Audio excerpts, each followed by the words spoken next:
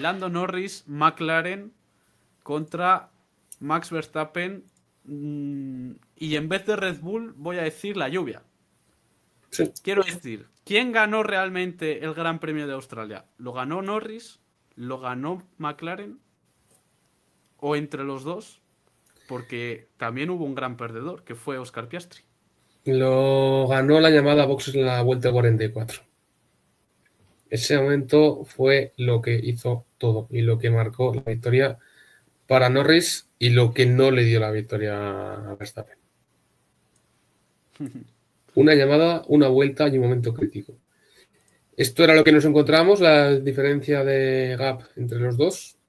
Vuelta 40 safety car, tiene distancia Verstappen, o sea, Norris sobre Verstappen, pero la pierde en la entrada a boxes en la 44 porque se ha ido largo en la vuelta 12. Al salirse ahí es lo que le permite entrar a boxes, o lo hace entrar en boxes.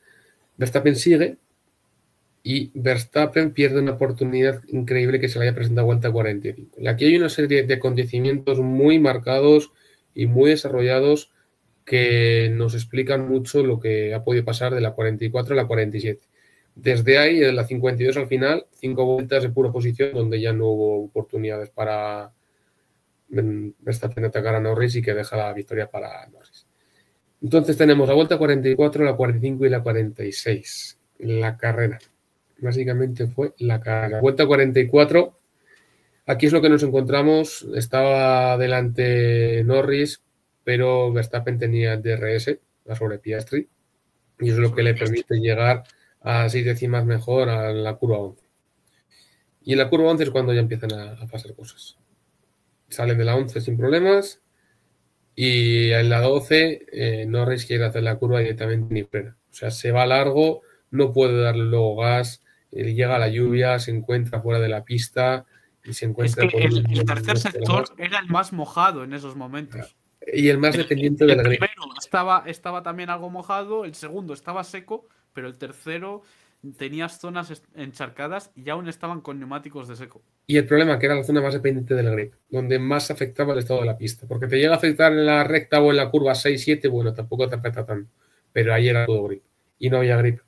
Entonces, lo que hace Norris es entrar en boxes. Ahí se puede ver que desde la parte 40, desde el metro 4000 en adelante, apenas es capaz de llevar ni medio pedal de gas.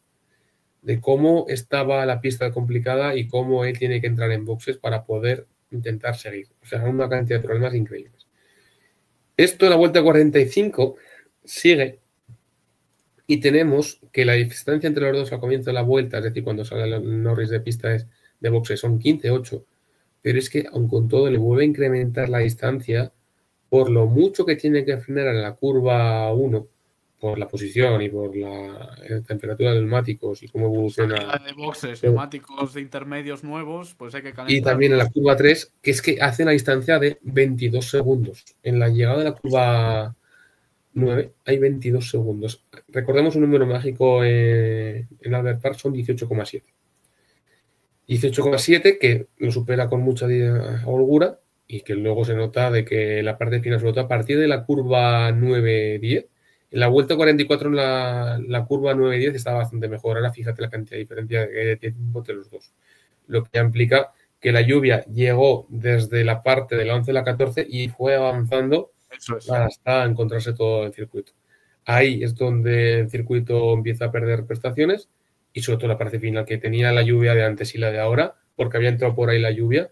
Vamos, Verstappen le cuesta muchísimo, hasta el punto de que estaba en 22 segundos 21 y sale a 18,7.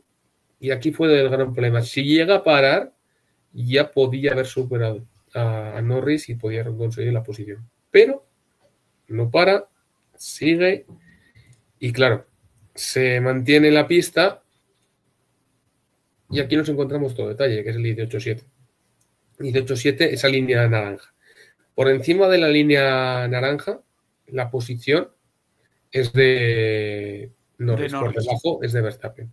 Tú puedes ver que salvo en la curva 1, desde la curva 3 hasta la curva 9, la posición en box, la posición era de Verstappen.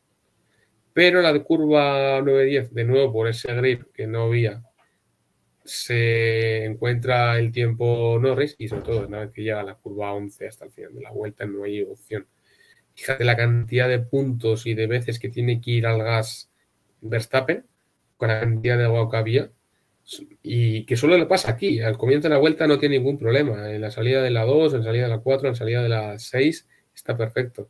Pero aquí, o sea, tiene que intentar ir al gas y no puede. El coche le está todo el rato sobrevirando, le está patinando, se mueve un montón por todos lados y ahí es donde de verdad pierde la posición y se va, pues entra en boxes a 15,7 y 15 con algo y ya desde ahí no puede luchar con Norris a la salida y la posición la tiene ganada Norris. Si hubiera para la vuelta 44 o incluso en la vuelta 45 por el tiempo que pierde Norris al comienzo de la 45, la posición era de Verstappen y la carrera de Verstappen. Pero como tardaron una vuelta más, la vuelta 46 le dio la victoria a Norris y desde ahí la posición y al final, de aguantar y de estar con el otro detrás. Un circuito como Albert Park hablando de detalles de carrera urbana. Esto fue el Gran Premio de Australia. Tal cual, porque antes de eso, los dos McLaren habían estado sembrando su distancia respecto a los perseguidores, que el máximo perseguidor era Max Verstappen, pero la llegada de los safety cars volvieron a cero el gap, llegó el problema de Piastri, que se quedó fuera de pista, terminó noveno, y en el duelo entre Verstappen y Lando Norris, esa decisión, ese momento oportuno en el que parar, es el que terminó decidiendo la victoria a favor de McLaren y de Lando.